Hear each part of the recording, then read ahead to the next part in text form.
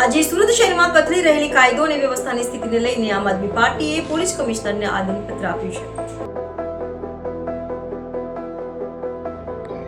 સુરત શહેરમાં છેલ્લા કેટલાક સમયથી કાયદો અને વ્યવસ્થાની સ્થિતિ કથળી રહી છે। ખાસ કરીને કાપોદ્રા વિસ્તારમાં તાજેતરમાં બનેલી એક હૃદયદ્રાવક ઘટનાએ સમગ્ર શહેરમાં ચકચાર મચાવી દીધી છે। આ ઘટનાને પગલે આજે આમ આદમી પાર્ટી સુરત દ્વારા પોલીસ કમિશનરને એક આવેદનપત્ર પાઠવવામાં આવ્યું હતું। આ સંદર્ભે આમ આદમી પાર્ટીના રાષ્ટ્રીય નેતા ગોપાલભાઈ ઇટાલિયાએ મીડિયા સાથે વાતચીત કરતા જણાવ્યું હતું કે ડોક્ટર બાબા સાહેબ આંબેડકરની જન્મજયંતિના દિવસે જ આવી ઘટના બનવી દુઃખદ છે। તેમણે સવાલ ઉઠાવ્યો હતો કે આ ઘટના માટે જવાબદાર કોણ છે।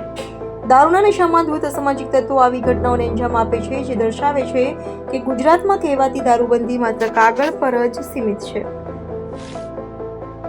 2 દિવસ પહેલા સુરતમાં એક ઘાતકી હત્યાનો બનાવ બન્યો।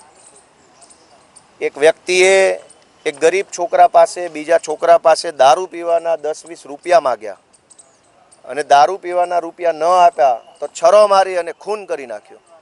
આ ઘટનાથી આખું ગુજરાત હચમચી ઉઠ્યું છે કે ગુજરાત આખામાં ગુંડાઓની, બુટલેગરોની, માથાભારે માણસોની, તોડબાજોની, માફિયાઓની આટલી હિંમત કેમ વધી કે છાશવારે ગમે તેનું ખૂન કરી નાખવું, ગમે તેની ઉપર હિંસક હુમલો કરવો, તલવારો લઈને રોડ ઉપર નીકળી જવું। આ હિંમત ગુજરાતમાં ગુંડાઓ, બુટલેગરો, તોડબાજોની એટલે વધી છે કે ગુજરાતમાં 8 પાસ ડફોળ માણસને ગૃહમંત્રી બનાવવામાં આવેલ છે।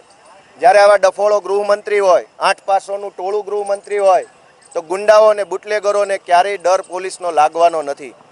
દારૂ પીવાના 20 રૂપિયા દારૂબંધીવાળા ગુજરાતમાં માગવામાં આવ્યા। દારૂબંધી હોવા છતાંય દારૂ પીવાના પૈસા ન આપ્યા એટલે હત્યા થઈ ગઈ। આ વાતની સહેજે શરમ જો હર્ષ સંઘવીને કે કમિશનરને આવતી હોય તો રાજીનામું મૂકીને ઘરે જતું રહેવું જોઈએ। ગુજરાતની શું હાલત કરી છે આ ભાજપવાળાએ, કેવી ખરાબ પરિસ્થિતિ થઈ ગઈ છે। પોલીસ ઉપર ગુંડાઓ હુમલો કરે, બુટલેગરો પોલીસને મારે, બુટલેગરો લોકોને મારે, બુટલેગરો તોડફોડ કરે, પોલીસ સ્ટેશનની અંદર જઈને પોલીસને મારે। બુટલેગરો ખેડામાં એ ઘટના બની હતી। બુટલેગરો, ગુંડાઓ, માફિયાઓ પોલીસ સ્ટેશનથી માણસો છોડાવી જાય અને આટલી મોટી ગુજરાતની સરકાર, ભાજપના નેતાઓ, મોટા મોટા અધિકારીઓ તમાશો જોઈ રહે।